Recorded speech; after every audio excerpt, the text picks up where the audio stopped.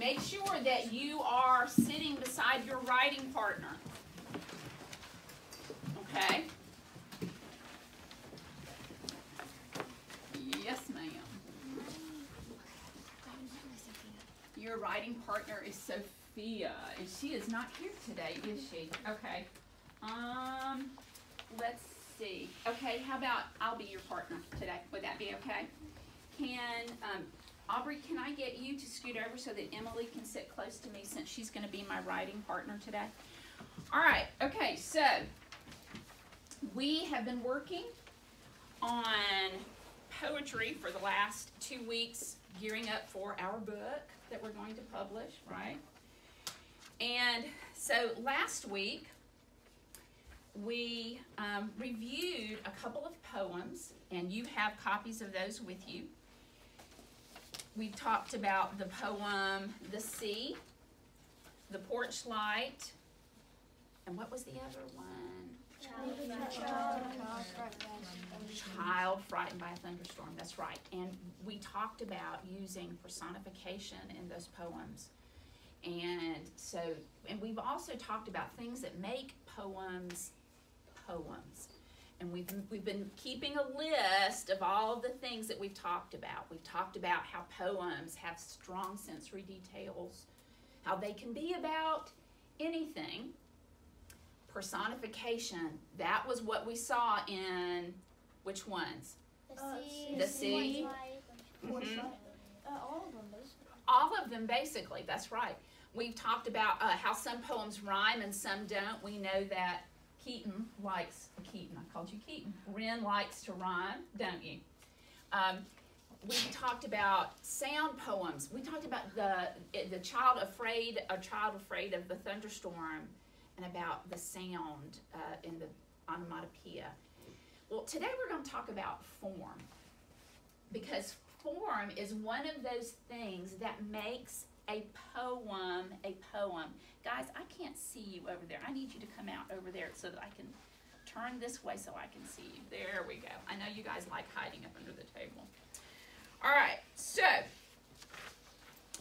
I want you to sit with your writing partner, and I want you to take your poetry sheets. I want you to spread them out in front of you and flip them so that you and your partner can see both sides, okay?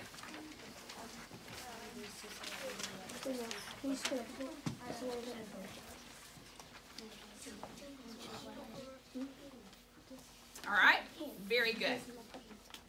All right, so let's talk about some things that we notice about the form of these poems. What are some things that you notice?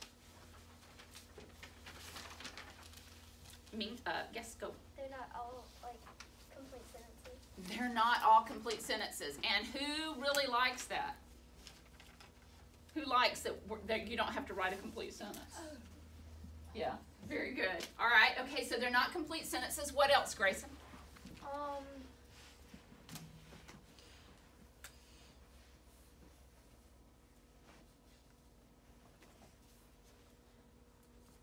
What do you notice about how they look?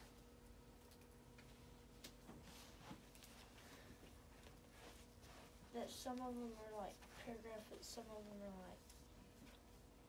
like weird looking, funny. Weird looking, funny. Okay, those paragraph, that word paragraph.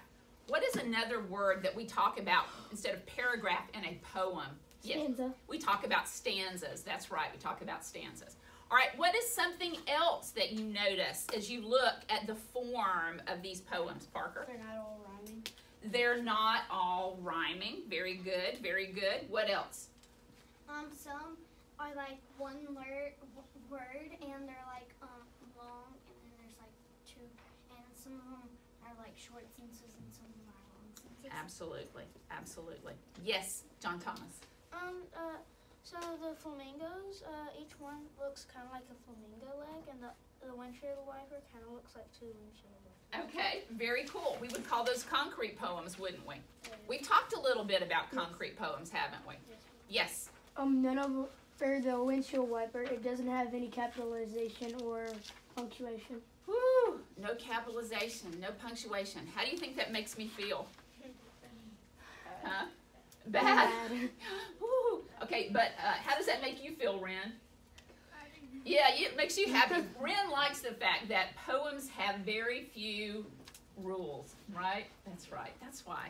Okay, yes. On the flamingo, it also has all capital letters and no punctuation. Very good. Yes. Very good. Very good. Okay. All right. So notice the poems that are stanzas. And notice the stanzas they're separated by a little break, right? Okay. All right. So what we have added then, we know that form, you have short or long lines. Some have stanzas. Some have the same number of lines in each stanza. And then some just have words placed in unusual places, right?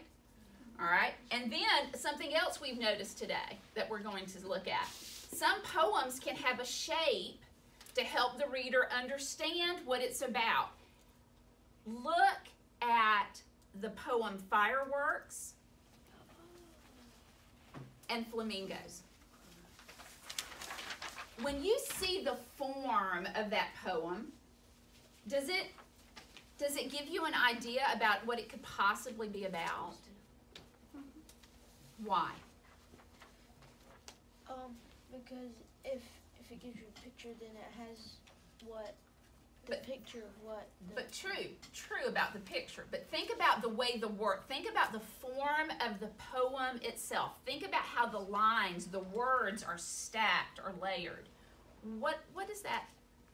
What do you think? Yes. It looks similar to the shape, and it looks similar, but not exactly. It looks similar, but not exactly. That's right. Okay, so I want us to look at the poems Flamingo and Fireworks today. Okay? So the first thing I want you to do is I want you to close your eyes. Why do you think I have you close your eyes when I read a poem? Because you want us to like picture it. Picture in our heads. Okay, and we picture a poem in our heads when we use what? Sensory details. Great sensory details. Great sensory details. I say, okay, ready? Close your eyes. Close your eyes. I'm going to borrow your. All right. Fireworks by Valerie Worth. First, a far thud. Then the rocket climbs the air. A dull red flare to hang. A moment, invisible, before its shut black shell cracks and claps against the ears, breaks and billows into bloom, spilling down clear green sparks, gold spears, silent, sliding, silver waterfalls and stars. All right, open your eyes. Okay, so what did you see? What did you see, Grayson? Thank you. Ashes coming down out of the air. Huh? Ashes coming down out of the Okay, air. ashes coming down out of the air. Abby? I saw for some reason I saw silver looking water. Okay, you saw silver-looking waterfalls. Yes, Parker. The fireworks shooting up and then exploding. Okay. What colors did you see? Blue. I saw red, white, and blue. You saw red, white, and blue. Okay. All right. Yes. I saw something like cracking open and like color exploding out of it. Did you see it? So, okay. All right. Good. Yes. We'll come back to that. Yes. I saw like green sparks. You saw green sparks. I saw a piece of like black crumpled paper shooting in the air with red coming above and then like opening. And So then why did you see that? Do you it think? said blooming. Okay, it said blooming, okay, and so that's what you were thinking. And it also, at that point in the line, it said, its shut black shell cracks. So that probably helped. What else did you see? I saw yellow and green. Yellows and greens. Very good. Okay. All right. Now, what words in this poem helped you hear sounds? What words helped you hear sounds, Emily? Huh? Thud. Thud. Yes. Cracks. Cracks. Claps. Flare. Flare. Okay. Bloom. Bloom. Okay. All right. Yes. Like when the firework comes, like shooting into the sky and Uh-huh. a little whistling noise. Okay. That whistling sound. Okay. All right, Ava. Silent sliding silver waterfalls, like something like sliding down because, like that trickling of water, Right. something like that. Okay. All right. Very good. Very good. All right. Now, I want you to notice how this poem is set up. Look on your sheet. Look at how the poem Fireworks, it starts how? Thin, One word, small. then like two. It's kind of like a staircase. It's kind of like a staircase. All right, that's a good way to put it. What else? Think about a fire when they shoot off a firework. It starts out small and then does what? It gets bigger and bigger and bigger, And then then it it bigger. explodes. Yeah. Look at the poem. Does that is that expressed in the form of the poem? Yes, ma'am. Could be. Could be. I Could think be. it might have been better if it started like the bottom and you read up. Okay, so if you were a poet writing one, could you do that?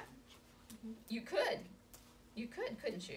Okay, all right, very good. All right, now, I want us to now look at the poem Flamingos. All right? So we talked about the fact that some poems have words placed in unusual ways. Would you say that that was true of the poem Flamingo? A little bit. A little bit? It kind of looks like a flamingo, like in some sort of. Like it's standing on one leg? Yes? All right. Okay, so I want you to close your eyes, and I want to read Flamingo to you. Were you with me, guys? With me? All right. The Flamingo by Valerie Worth. The flamingo lingers a long time over one pink leg. Later, he ponders upon the other for a long while instead. All right, open your eyes. Okay. What was your initial thought? Your first thought? Chase, what was your first thought? I get lingers around everywhere. And when we think of the word lingers, what does linger mean? Kind of just walk around. Walking around, kind of hovering, right? I thought of like the flamingos that I saw in Six Islands, like the swampy area and stuff. Like I saw flamingos and swamps. Very good, very good. All right, okay, so with the poem, The Flamingo, how does the shape of the poem tell you that what the poems might possibly be about? Abby? It kind of looks like a flamingo. It kind of looks like a flamingo. Not completely. It suggests, okay, John Thomas? It looks like the legs of the flamingo. It could look like the leg. And what are they telling you in the poem? That it That it stands, that the flamingo, it like Wren, stands on one leg, doesn't it? Yes, it does. All right, so now, again, poems can have shape to help the reader understand what it's about. All right, so this is what I want us to do. I am going to ask you to turn to your partner. And remember, when we turn to our partners to discuss a lesson, when we're discussing what we're learning, okay, so when we turn to our partners, How do you behave? How do you act? What do you do? What does your body language say that's showing you that you're being a good listening partner or a good writing partner? Yes. Eye contact. Eye contact. Excellent.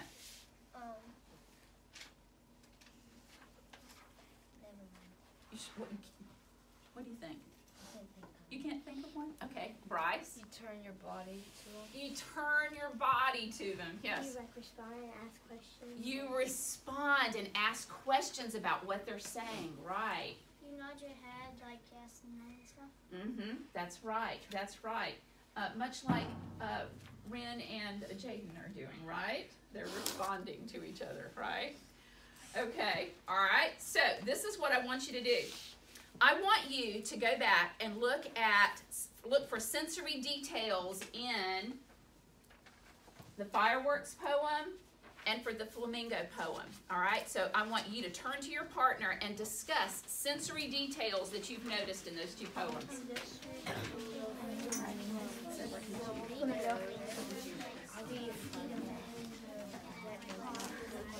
Okay, come on, see what did that help you do?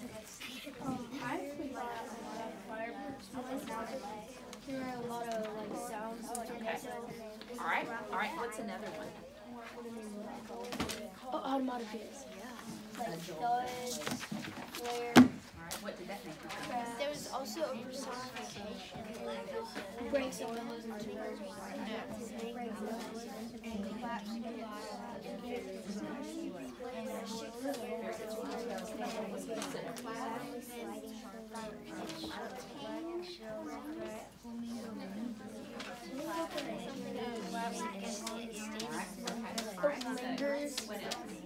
the flamingo and ponders.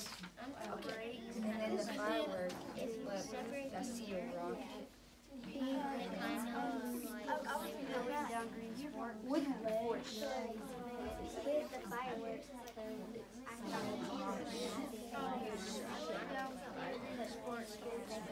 That is a personification. I don't think I feel it. I feel like I would use it.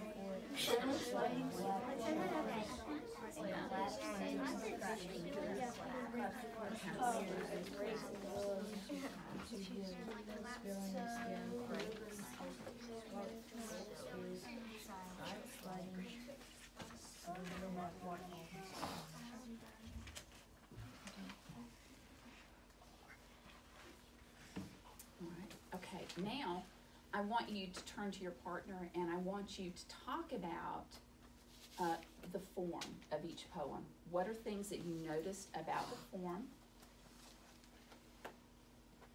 And I also want you to think, and I want you to discuss with your partner, how you could use form in one of the poems that you have written, okay? Think about that. We talked a little about that last week. So have that discussion with your partner, how you can use sensory detail and form in your poems, all right? Go ahead.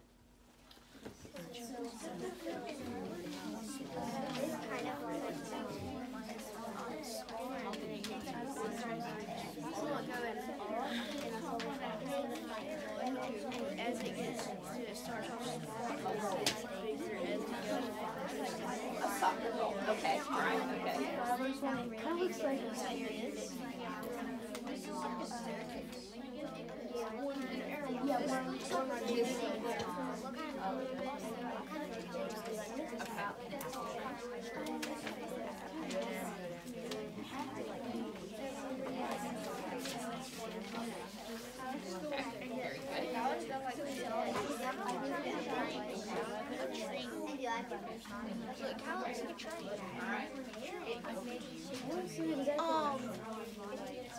What is one?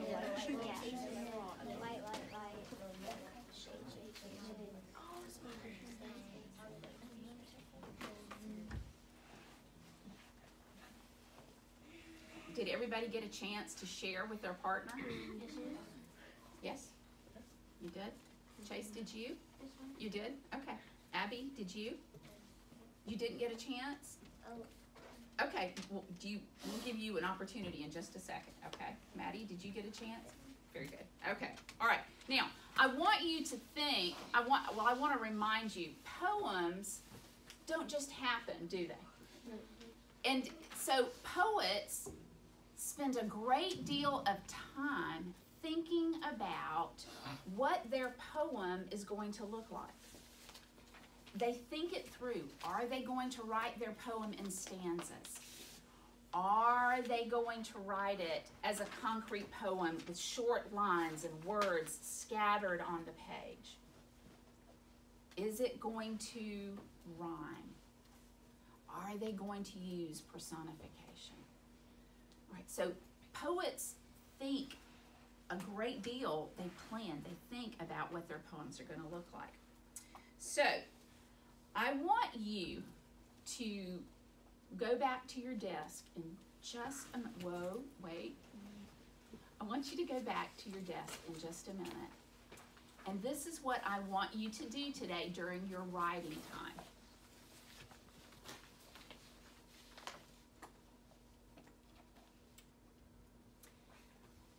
I want you to revisit one of the poems that you have been working on. Well, I'm going to give you a choice. Revisit one of the poems that you've been working on. You can decide on a look at the back of your writing journal, pick one of your ideas, and you can write about something else today.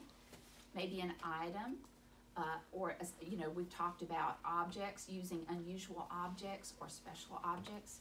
And you can write a poem really focusing on form. Maybe you want to create a concrete poem, something that we saw with flamingo or with fireworks. Or you can take some time today to go back and revisit the idea that we shared during our reading time today of A Night Divided. Who remembers what we talked about? Jake. About the wall and the tunnel. We talked about the Berlin Wall and about the escape tunnel. Now, what were some of the things, was we were kind of brainstorming about writing a historical poem, what were some of the ideas that we brainstormed about that writing adventure? Mia? Like, heat with a Berlin Wall, like, sneeze and smell, and like, all. So what would that term be? Give it would strong sensory details, but what else? Personification. Personification. And give it, like, make it go to life. Make the Berlin Wall come to life. Okay, so we talked about the Berlin Wall using personification, strong sensory details. We also talked about the escape tunnels. Because remember that part in the book, that part in the chapter, where Gerda is talking about that tunnel. What was she saying about the tunnel? She was saying They had a lab. It was our only safe place, that's right. Oh my goodness. All right, so let's recap. I want you to go back to your desk for our writing time. Wait. You can write about something, you can go back, work on something, a poem that you've been working on previously. You can start a new idea, something that has an unusual form based on fireworks and on flamingos. Or you can start to brainstorm about creating a poem that goes along with our novel and our social studies unit on the Cold War, possibly the Berlin Wall or the escape tunnels. Okay? All right, now, here's the thing. I want you, we're working on writing stamina, so I want you fully engaged. We're going to write for about 20 minutes. While you're doing that, I'm going to take a few minutes and I'm going to write in my journal. And then I'm going to start moving around the room and having conference with you about what you're currently writing, okay? All right, so quietly, let's move back to our desk. Thank you for being my partner.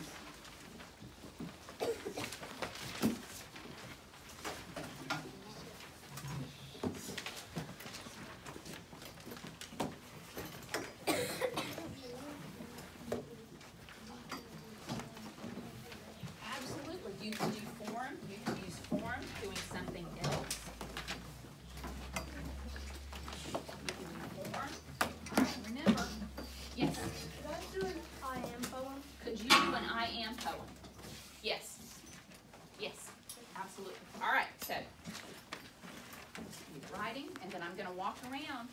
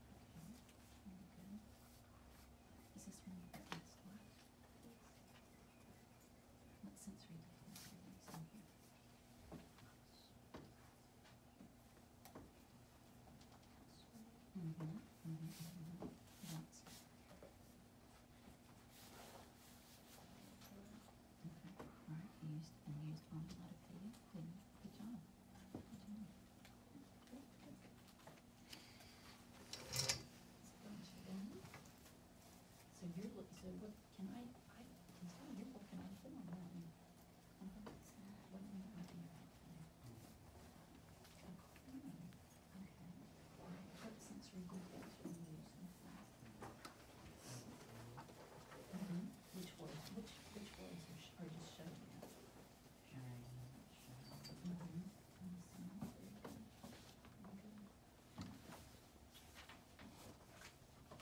Do you like that in the picture? Sort of. You like not doing, or you well, that's okay, you can still do complete sentences without that sketch.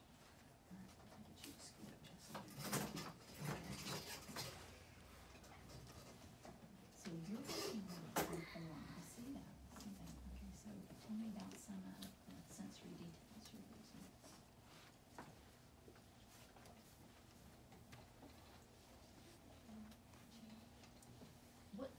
Which ones do you think you could use? Think about sensory details that make you see it, or taste it, or hear it. How are you using? You have some beautiful words in there. Okay, so which words are telling me about taste? Tangy is a great one. What is that word? Cherry flavored. So as soon as I see that, I know what cherry flavoring tastes like. What about as I see that word, I know, I see it, I taste it, I know that taste. See, those are strong sensory details. Right? And you're working on form too, I see. Good job, keep going, good job. Yes, let's go down there. So, are we working on form? Okay, all right, what are you working on again?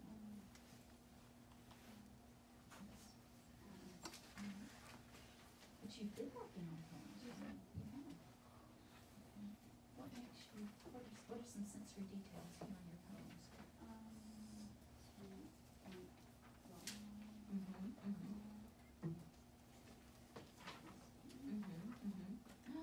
Oh, I see. As soon as coconut smell, I know. I'm thinking sunscreen. That's right. That's exactly what I'm thinking. Yeah. Very good. Have you been thinking about the pieces that you want to put in the book? Out of the ones that you've already been working on? You thinking that one? Think about your form here with this one. Go back and see if we might want to play with the form on that one. Okay? All right? Okay. All right. How we doing, Parker? Talk to me about sensory details on the poem. Okay.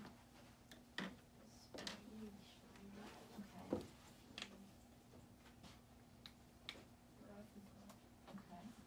Okay, how does that help me? Tell me, how does that help me see it? What are you writing about?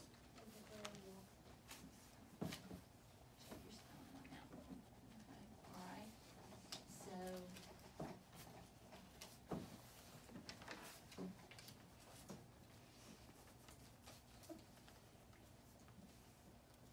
okay, spiny and shiny.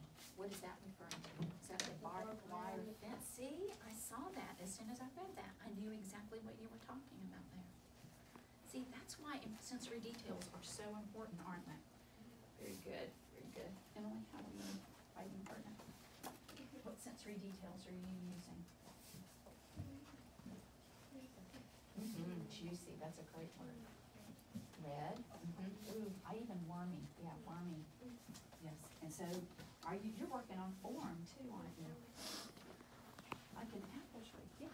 Well, that's really creative. What's like the word, like, what, like, I got these many first night, but I get like favorite, switch to the bread at the very end. That's describing the Berlin Wall? Okay, greatest enemy, worst nightmare. Think back to the book. What are ways that Gerda and Fritz and Mama, how have they described, this would be a great place to pull out your novel and use your novel to gather ideas.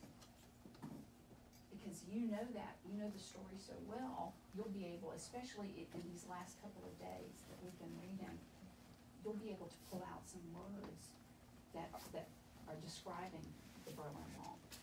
This is really good, Parker. Very good. Okay, I'm coming. Hold on just a second, sweetheart. Right. Ooh. Yes. Okay, so you went back and you decided to revisit the weather poem idea, didn't you? Yes. You did too? Yeah, that's what I did. You did? Isn't that interesting? Okay, all right, so what sensory details are you using?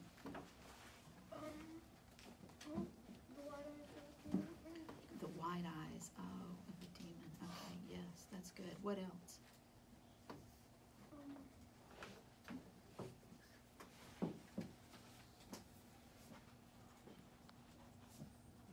What else? What are some other sensory details you've used?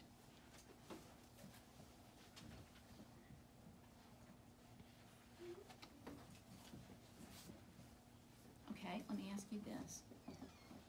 Where can you go back and look at maybe common words? Where can you go back and exchange or substitute some descriptive words for some of the common words? Right here, the coldness of the storm makes you freeze in fright. Right? So I see freeze. so what else could we say about that? What does that feel like? What does being that afraid, the coldness, being afraid, what does that feel physically like? What does it sound like?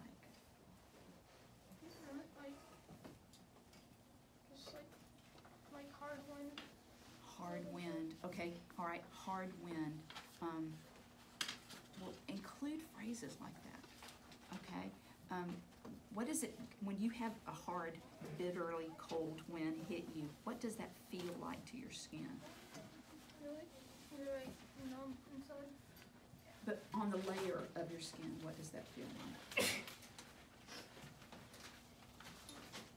Think about that, okay? Just kind of sit with that and just kind of think, just let that roll around in your brain just a little bit. Sometimes it's just good to just stop and just sit for a few minutes and think. Just to brainstorm. Claire, that is really cute. How cool, you really did work on, you made a concrete poem. And it's about me. Oh my word, how fun. Miss Hartzells, concrete poem. Hair. There's lots of crazy hair in it, huh? Face, neck. Arms, book. Oh, how funny. How cute is that, Claire? Very creative of you. Thank you very much for the honor of being in one of your poems. Very fun. All right, so on your page for the sunny day, what sensory details did you use?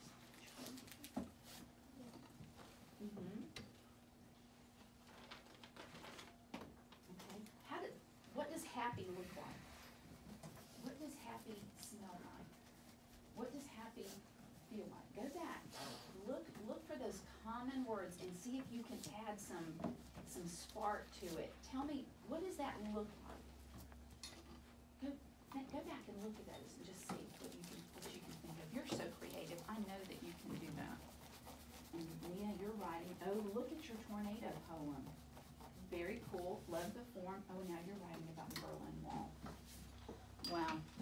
You're writing about the Berlin Wall too. Oh, wow. So stiff and firm, guarding the east inside, punished by the mighty wall. Oh, that's very good. So angry and harsh.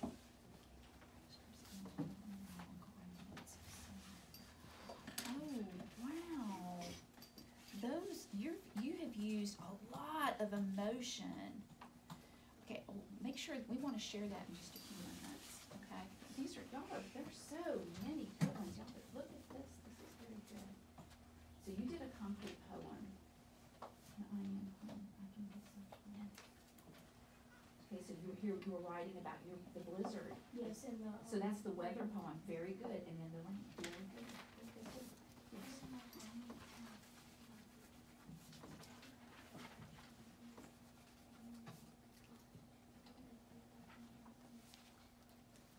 Oh, very cool. So this is like the windshield wiper poem. So you've got like two sides.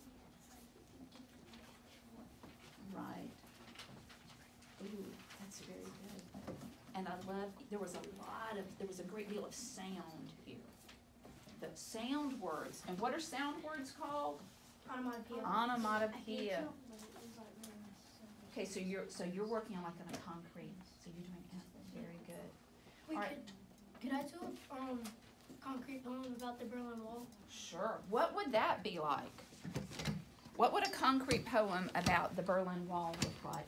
There are a lot of different things you could do with that.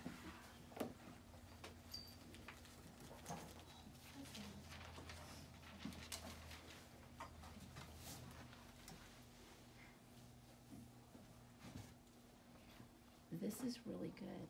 So I'm noticing you're repeating here. This is good. Sometimes, and we'll talk about how poets will sometimes repeat parts of a line to draw attention to that line, and that's what you did. Fighting fear. So you wrote about the Berlin Wall too. Don't stretch. Good job. Good job. I'm not done. You're not done yet. Okay. All right.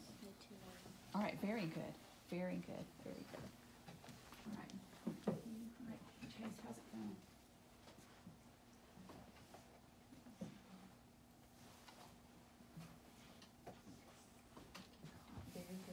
Okay, so talk to me about sensory details that you're using. Okay, all right. When you're working with this, what do you want people, what feeling do you want people to have when they read that poem? Like people feel kind. Okay, all right, so you want them to feel fear? Okay, so your word choice then, you want to use words that are going to evoke like fear and nervousness. What are some words that you can combat? Where can you add some sensory details that make someone feel the heaviness of this? What are some words?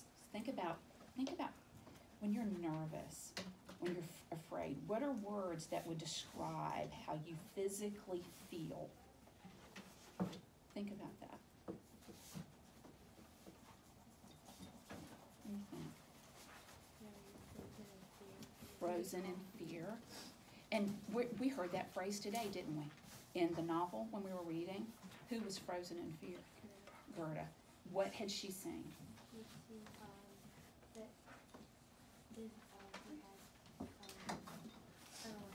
That she saw the tunnel collapsing, and it said that she was frozen in fear. So what did that mean? She was frozen in fear. She couldn't move. I mean, and she didn't want to. I mean, she was frozen in fear. So think about that. Let that inspire you and give you some more ideas so that when people read it, they feel that heaviness of the fear. Good. Oh, so you wrote about the tunnel. Good. All right, talk to me about sensory details that you're using here. Okay, all right, so when you tell me strong, can you show me strong with a word? You're telling me strong, but how would you show strong? What was that fine, okay, so what were the sides of the tunnel? What did they have to do to make it stronger? What did they had to use what? Bricks and mortar, right? Okay. Now, are bricks and mortar strong? Yeah, they are. So how can you work in things specific things that are showing strength? Think about that. This is good. This is very good. I like your word choices here. Maddie, how are you doing?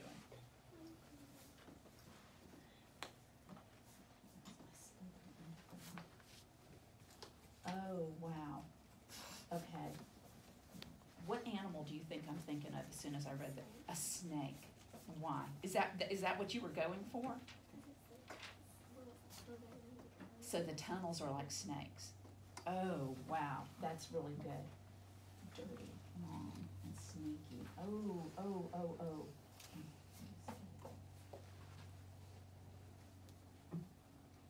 That's very good. That's very good. Ooh, I like the image. I love the sensory details that you used with that. All right, how are we doing? And this is about the Berlin Wall. So how do you think I knew that? Right, because I could tell by the details that you used. You didn't even have to tell me Berlin Wall, but I could tell by the strong sensory details that that's what it was. Good job. Very good. I hear. See? And so when you're telling me, I see things, and you're using words that are helping me to hear. Shovels underneath me. I'm hearing the sound of the shovel. Very good. All right, guys, listen to me. All right. We're running out of time. I'm sorry. I spent longer on reading your work, but you did such a great job. I want us to share one or two. Okay, and Danielle, will you share yours for me? Okay, all right. Stand up for me when you share. Okay, we're going to share Danielle's and Maddie's, and then after lunch, I promise, after we come back, we'll take about 5 minutes, and I'll let you share more. Okay, you guys did a great job with your sensory details in these poems. Again, it's all about showing, not telling. Exactly. All right, Danielle, read for me. Berlin Wall so stiff and firm, guarding the eastern side. When they try to escape, they are punished by the mighty wall. Berlin Wall so angry and harsh, keeping the prisoners in. Berlin Wall so gray and bitter, every day so mean and so mad. Berlin Wall so long and so tall, impossible to escape his mighty jaws. Wow. Wow. Could you feel the heaviness? Could you feel the heaviness of what we've talked about regarding the Berlin Wall and the death strip? Okay, Maddie. All right, now Maddie wrote about tunnels. Okay, Maddie, stand up and read yours for us. I slither under the grounds of East Berlin, dirty, long, and sneaky. I'm helping you escape with a large risk. Are you sure you want to go? If you're caught, I won't see you again. The guards are coming, you must hide, but there's nowhere to go. You're stuck inside. Okay, read the first ones again. The first two lines again. Okay. Yeah. I slither under the grounds. Had you thought about the tunnels You know, like, being like snakes? they're kind of like, I had not thought of that. Would that be a strong possibility that they, as yeah, the 'cause tunnels? they like weave through the ground. Yeah. And then you've got that whole negative of it's a snake, but for them it's an escape. That's right. Very good. Okay. All right, so it's time for us to start getting ready for lunch. You guys did a great job with your sensory details. Good, good, good, good. Great job. All right, so when we have free time today, you can go back, finish working on some of these, okay? All right, so let's put these away.